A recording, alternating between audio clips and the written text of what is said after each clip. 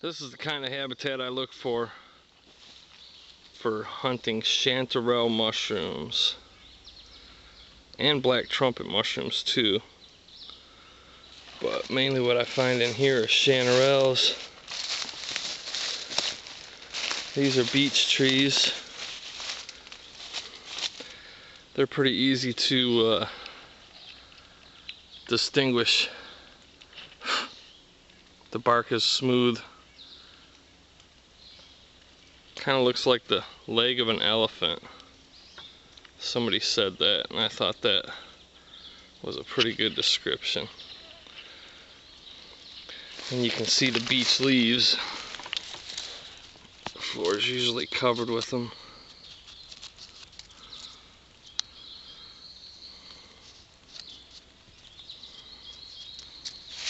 Over. White oak is good for chanterelles too, and I basically lump all the oaks here in Michigan, or at least the ones I find, into two categories: either the white oaks or the red oaks.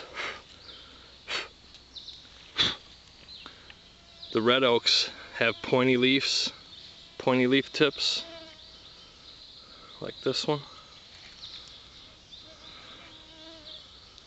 That's a red oak, I believe, or it's in that family. But the white oaks have rounded leaf tips, and the acorns of the white oaks have less tannins and are better eating than the red oaks or oaks with pointy leaves. And here's some chanterelles. These are old, but the nice thing about this, it's July 27th, and really the prime time for chanterelles is right around July 10th, plus or minus 2 or 3 weeks. That's your window for chanterelle hunting in Michigan, really. But this has been kind of an odd year. But even though these are old, they'll grow in the exact same spot next year. So if I mark this with my GPS, or if I remember this location, I can come back next year a little earlier and probably find some nice chanterelle mushrooms to take home and eat. These are one of the best wild edible mushrooms. There's a lot of good ones, but this is one of the best. Pretty cool. These are actually pretty good size compared to what I usually find. Usually we don't have enough rain or humidity and heat in the summertime, but this summer we've had a lot of humidity and heat, and we've had some pretty good rain, but they just, not really sure. I was hoping I'd find some fresh ones, but there's probably a dozen or so around this little area. And for the black trumpet mushrooms, I usually find them growing around the roots of these beech trees. And that's another distinguishing feature of the beech. Usually you can see these roots sticking out. It's pretty unmistakable, at least here in Michigan. But these trees grow up nice and big. They grow fast. They'll stay little bitty saplings. Here's a little baby beech. American beech. They'll stay saplings like this for years. And as soon as these big trees die, they shoot right up and take their place. This is what you call, I think they call it a prime forest.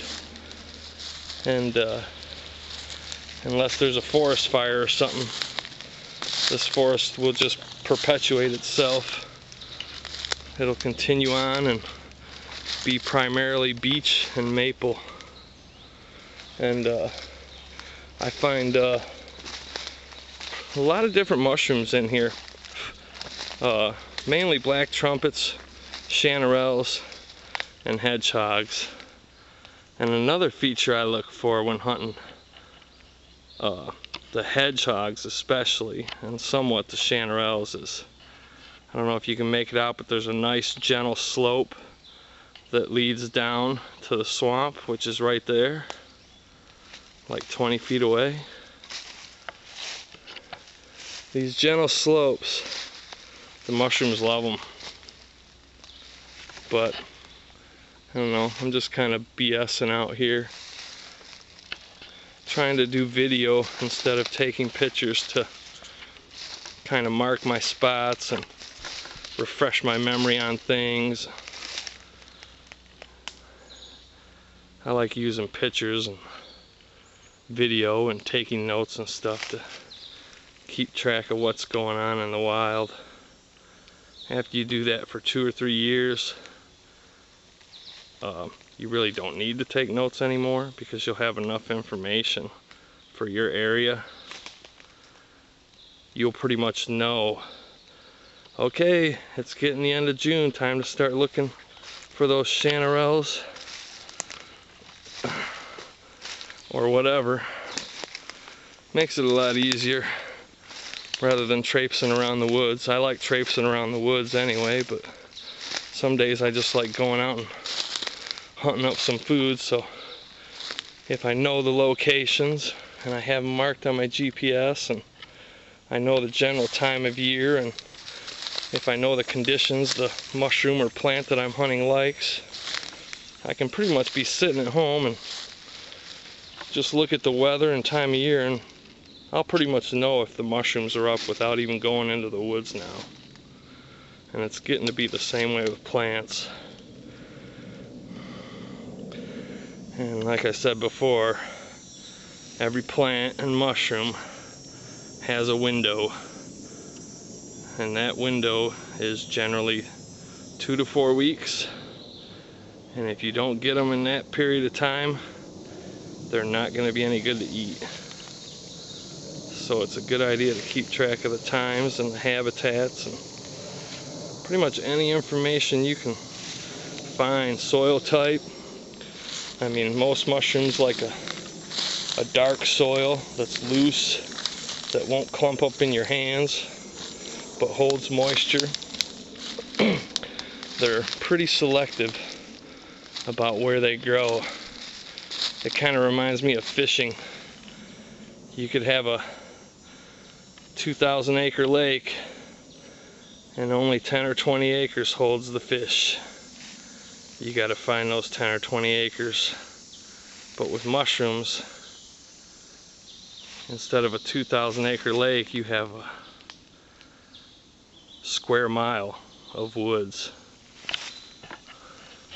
So it pays to pay attention.